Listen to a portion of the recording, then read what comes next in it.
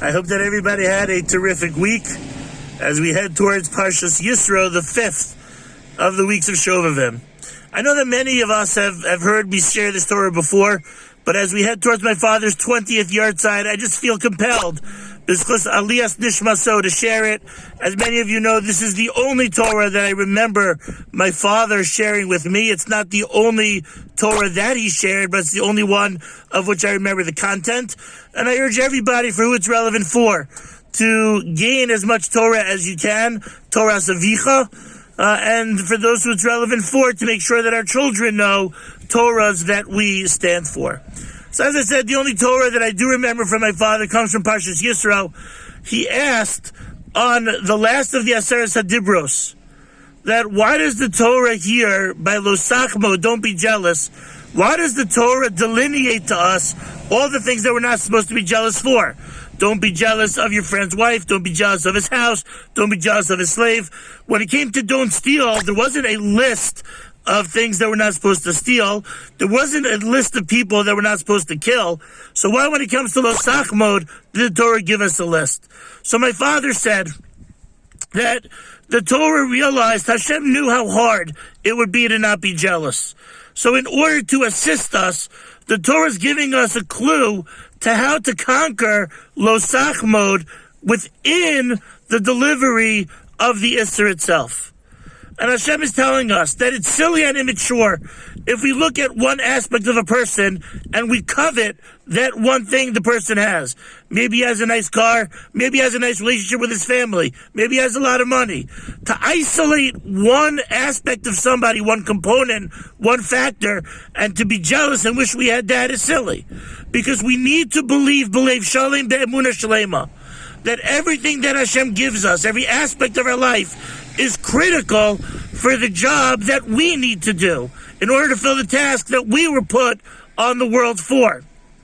I remember when we were in high school, so our biology teacher, Dr. Moskowitz, so he gave tests based on Scantron, which means there were multiple choice.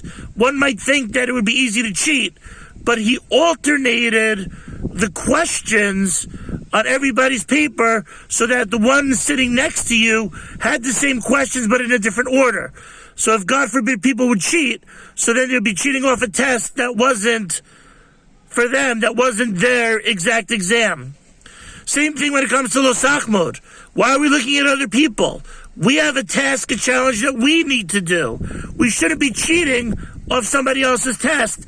That has nothing to do with us. Added my father that you also never know what goes on behind closed doors. You think that somebody's got it so good?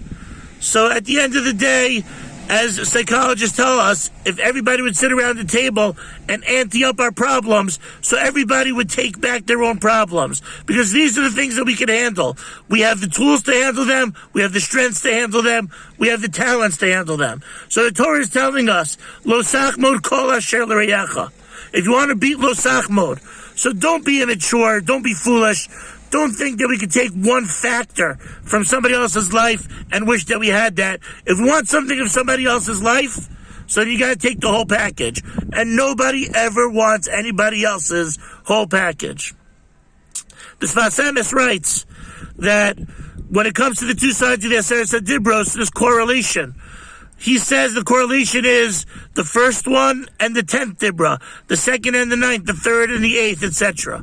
What's the connection between the first and the 10th? Is that if we believe Anochi Hashem Elokecha, if we believe that there's a God that runs the world and He's in charge of everything, so then there's no need to Lo Sachmod, because I also believe then that Hashem, who's all knowledgeable, and Hashem, who's all powerful, He's giving me everything that I need in order to live the most fulfilled life, and in order for me to complete whatever mission I was put on the world for. Yirtzom of Nevi Nishma Shemayim. HaKadosh Baruch Hu should give us the vision to see that there's so much more to life than the one or two things that we wish that we had. To recognize that the tools, the gifts that we have are necessary for our mission, and give us the strength to accomplish it. Have a great Shabbos.